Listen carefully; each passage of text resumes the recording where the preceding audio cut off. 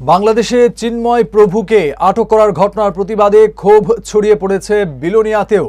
রবিবার চিন্ময় প্রভুর মুক্তির দাবিতে বিলোনিয়া শহরে হিন্দু সংগঠনের উদ্যোগে প্রতিবাদ মিছিল সংগঠিত করা হয়। হিন্দু নির্যাতন, মঠ মন্দির, সাধু সন্ত হত্যা, বৌদ্ধ সন্তদের গলার নালি কেটে হত্যা সহ বিভিন্ন প্রশাসনিক লেভেলে যে সমস্ত আধিকারিকরা আছেন তাদেরকে জোরপূর্বক পদচ্যুতি, বিভিন্ন কলেজ বিশ্ববিদ্যালয়ের বেছে বেছে হিন্দু অধ্যাপক শিক্ষিকাদের উপর আক্রমণ এবং সারা বাংলাদেশ জুড়ে যে নৈরাজ্য, সেই নৈরাজ্যের বিরুদ্ধে আমরা বারবার তীব্রতর আন্দোলনে সামিল হয়েছি।